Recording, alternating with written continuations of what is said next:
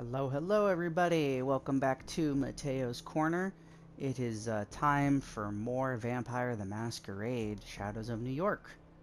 Loving the cathedral here, but looks like our friend Julie is not having a good time because of the dude who's a vampire, but he's preaching about religion, which is interesting. Isn't that like a double hypocritical? Isn't that like a not hypocrite, but like it doesn't. It's like a double negative, right? Like I thought the whole point of vampires, like traditionally, was that they were against God, but I guess now there are different versions of vampires, and there are different versions people have made of said vampires. So I guess it's not too weird to think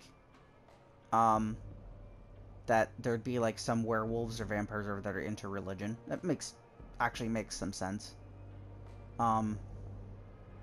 Anyway, at first he proclaimed his readiness to devote the rest of his unlife to studying Noddism. After a few years, though, he changed his mind and joined the Catholic Church instead. Noddism? The religious beliefs and studies pertaining to the origins of kindred and the myth of Cain, the alleged OG vampire. The legacy of Cain? As in Nosgoth?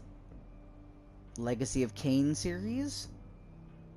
Guys, can I just go on a tiny little rant here and say that we need Legacy of Cain to come back? We need a remaster. We need a remake of a total remake of the first game that was on PS1, because I hate the way that game was made. Could have been a little bit better. We need just a full-on remaster of all, like Soul Reaver, Legacy of Cain, Blood Omen 2, Defiance. Make some new stuff. Ugh, I need it. I need it so bad. I'm so into that series right now, and I would love to see that come back. As luck would have it... gotta stop.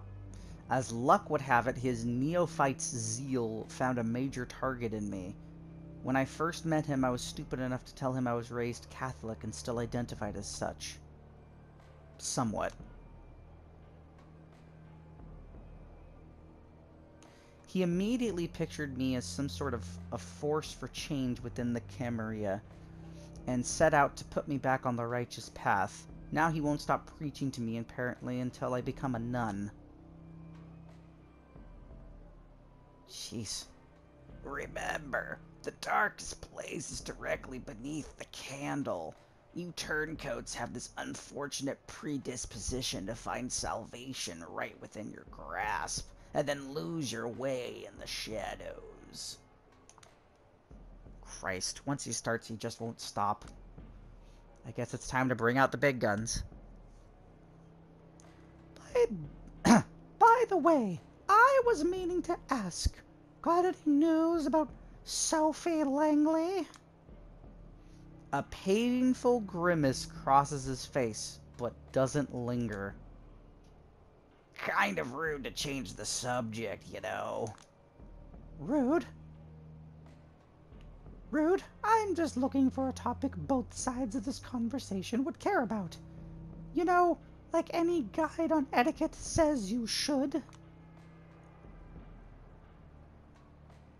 Salvation is a topic close to anyone's heart, whether they admit it or not. And it's pretty bold of you to assume I still care about Langley.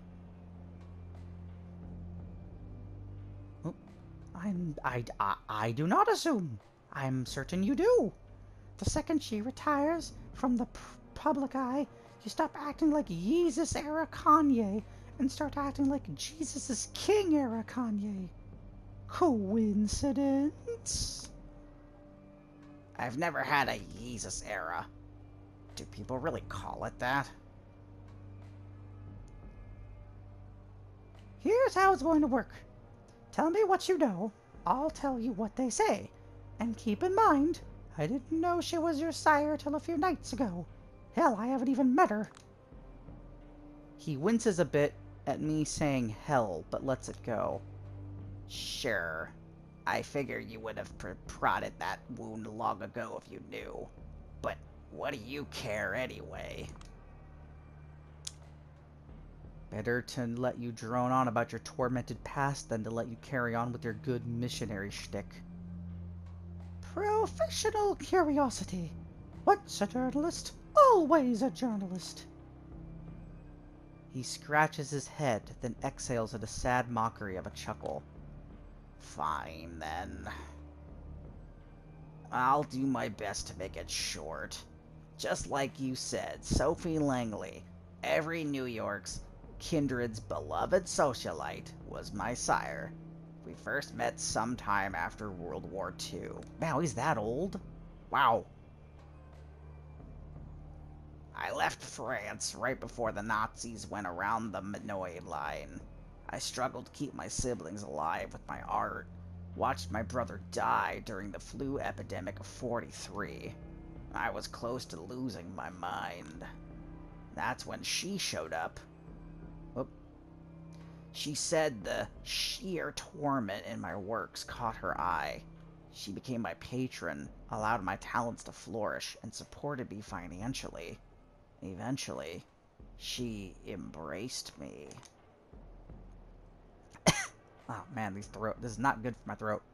As a well-off kindred, my artistic interests started to naturally deviate from what they used to be back when I was a poor mortal upstart.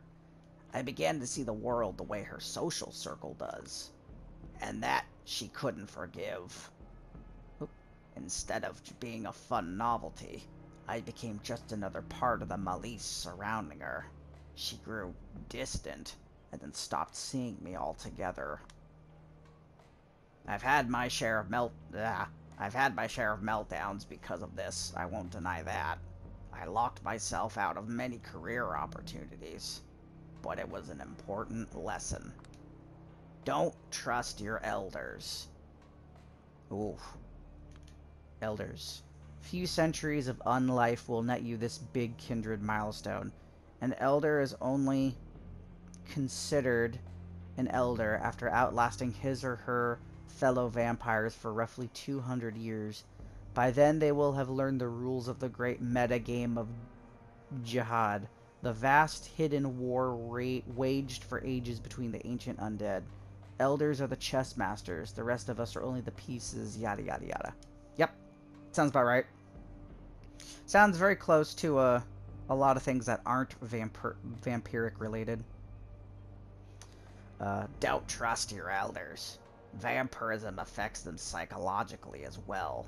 If they take an interest in you, they won't stop until they suck your soul dry and then discard you like a broken toy.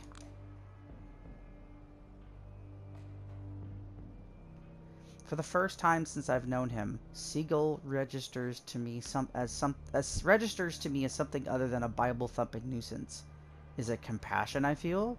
Do I find him relatable? How dreadful. It's possible he's strategically trying to elicit sympathy. Maybe he heard about my dramatic exit from Lodestar, or maybe he's just alluding to the way my sire left me here to fend for myself. It's only God who will never lead you astray. This is why I find your act so frustrating, Julia. You're so close to getting it, but you choose sin instead. There's the Bonite Siegel I know. Almost had me fooled. Let's get back on track. What about Langley's disappearance from the city? Her path was a road... Oh, I gotta wait. There we go. Her path was a road to perdition. Wherever she ended up, I doubt she's too happy about it. She had plans for the future of this city, wanted to make it her ultimate artwork. She was always the vain one. And of course, you are completely sure you have nothing to do with her disappearance? Please don't tell me you're getting at what I think you're getting at. Everybody says you've been acting like you've been trying to repent for something ever since her vanishing act. And you've got a motive. Of course I'm getting at what you think I'm getting at. Benoit shakes his head. You really have the devil in your heart, Julia. Always testing me. Just asking what everyone's thinking. Are they now? Listen, I'm familiar with a lot of the insults attached to my name in this city. Those aren't exactly compatible with the image of a ruthless killer. Killer, huh? Ah, that's interesting. I haven't said anything about killing. He scrubs his hands over his forehead and collects himself before responding. Stop picking apart every word I say in this completely unpleasant way. Here's a statement, if you really want one, Miss Hercule Poirot. Hercule Poirot? I think that's how I say the last name. I do believe Sophie, the way I knew her, has met her end. Even if she's still walking this earth, she wouldn't come back here as the same prideful aristocrat. She'd have to undergo a spiritual rebirth. Someone has reminded her of her place. Her former friends talk of her in hushed voices. Even that servant play toy of her went missing. No more camarilla parties. She's done for. Whatever happened to her, I don't know. I swear on Jesus and his sandals, I had nothing to do with it. That's a very interesting way to swear on something. No one usually brings up footwear into that. But yes, I'm still here, and she's not. And it's not a reason to gloat, but to be more humble. I received a sign from God telling me to re-examine all the unfortunate ways I still resemble Sophie Langley. And I listened. Wow, this guy talks a lot.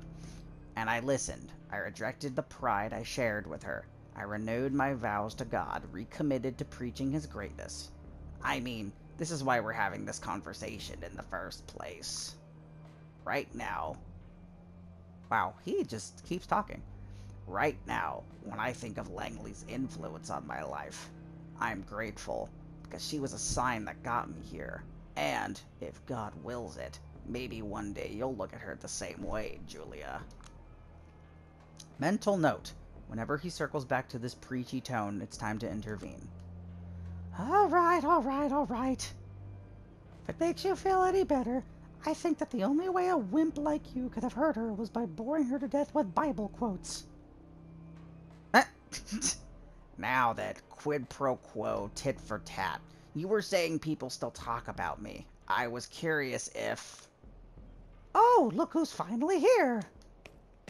Stalling for time worked. Father Leonard rushes in our direction, carrying a folder of documents under his arm. I assume it's the one I came here for. Father Leonard? Christ be praised, Julia. Yesterday I was told this is how priests greet their parishioners in Eastern Europe. Forever and ever, amen. Actually, I think we said each other's lines. Never mind. Another long night? Isn't it taking a toll on you? No need to worry. These days I sleep a few hours a day. Short naps take care of the rest. And there's always work to be done. I apologize for being late. At least I managed to get here before you and Benoit went to each other's throats. Good. I was getting worried. Oh, who do you take me for, Father? He takes you for a total bozo, who's about as effective at converting people as a documentary about pedophilia in the Catholic Church. He's just too kind to say it out loud. Ouch. Hear what I have to deal with, Father? But, don't worry. We'll make a saint out of her yet. Forget saint. For now I'd settle for an adult in the room.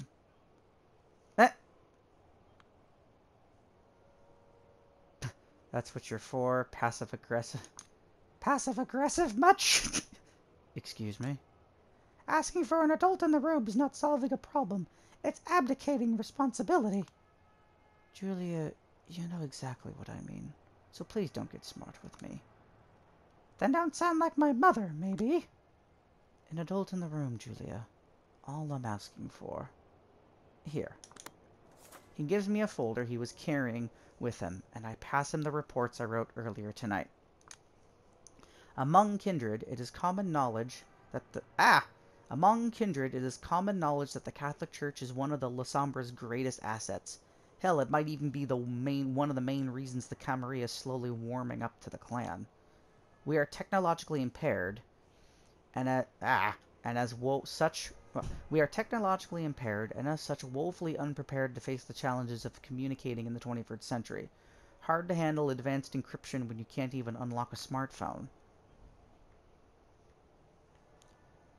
This is where the Vatican connections enter the picture. A web of priests scattered all over the world exchange our dispatches between each other, making sure they all reach their destinations in total secrecy. Wow, they actually have this handled pretty well. Like, surprisingly well. I was told not everyone in the Holy... there we go. I was told not everyone in the Holy See is friendly to our kind, but the most shrewd and talented usually are. You could say they're like a mortal Camarilla, better than any intelligence agency. Remember what happened to John Paul I when he attempted to uncover the workings of the Institute for the Works of the Religion?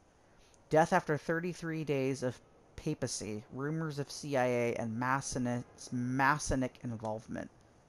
Not that Father Leonard has anything... not that Father Leonard has anything to do with any of this. For a Catholic priest, he's alright. He'd probably have made me stay a believer a few years longer than I did had I known him as a teenager. He's one of the cool people. Leonard is intelligent, kind, helpful towards his parishioners, treats his superiors with a healthy dose of skepticism, and is not involved in any sort of political church games. That's a cool priest right there. Well, at least not beyond helping me contact my bosses in Chicago every other night or so. Yeah, I mean, you know, that seems like the last thing he needs to worry about. He knows about the Kindred, and he knows about the Second Inquisition. He opted to avoid the latter in order to keep the former from oppression, because according to him, it's the right thing to do. What's the Second Inquisition? The philosophy of the War on Terror applied to us Kindred. Somewhere along the way, some deep state assholes decided the way to handle the existence of vampires was to treat us as terrorists.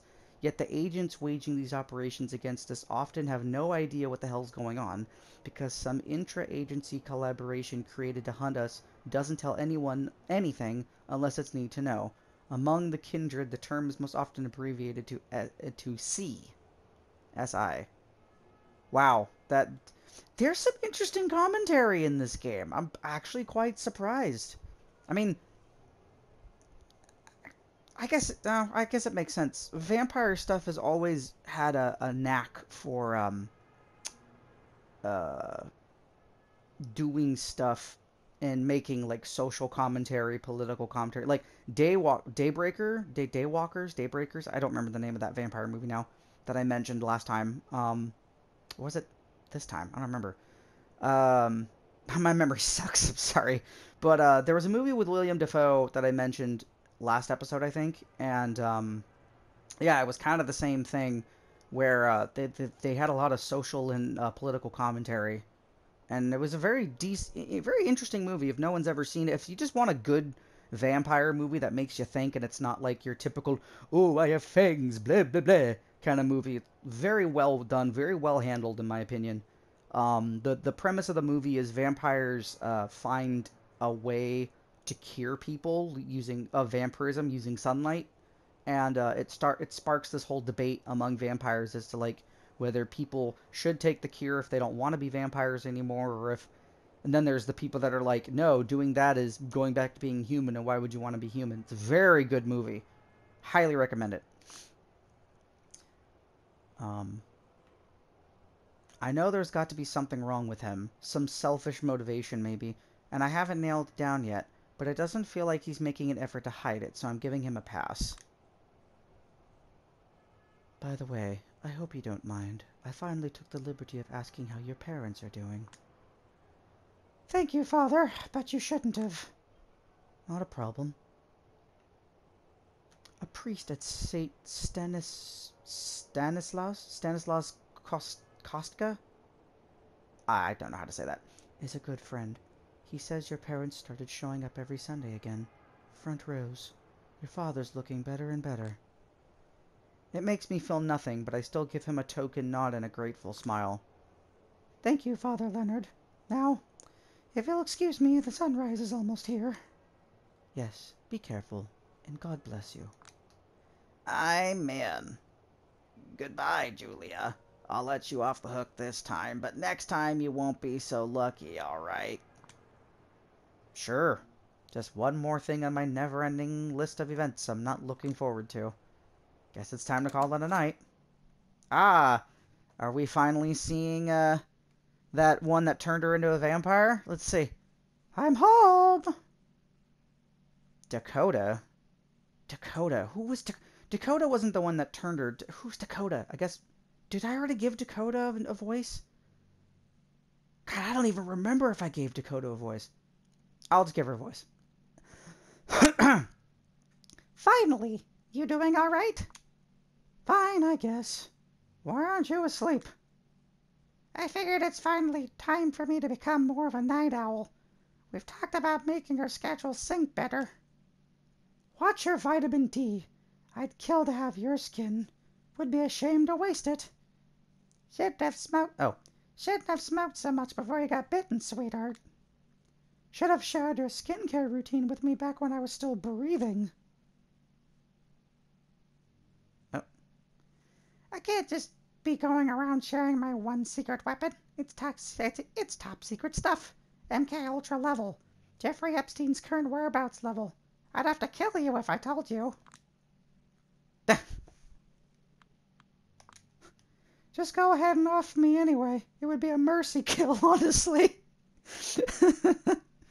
Don't talk like that. Anything you want to share? Never mind.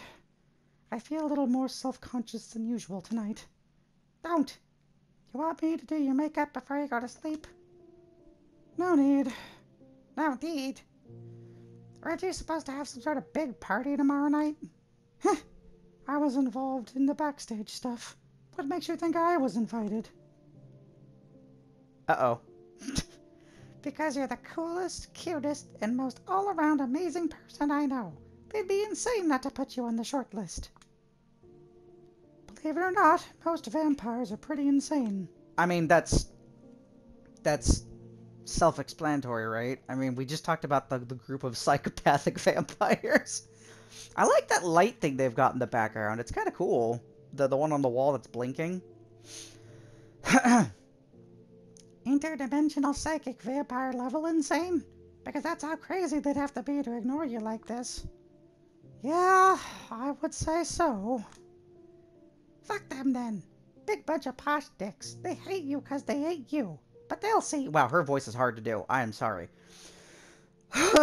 My throat. I can't do two voices like this at once. Ugh. Jesus, how do you do it? Do what? You always assault me with so much of this weird, stupid positivity. Oh, let me try that again. You always assault me with so much of this weird, stupid positivity that I can't react to it without completely shifting my mental attitude. How do you do it? Oh, the answer's easy.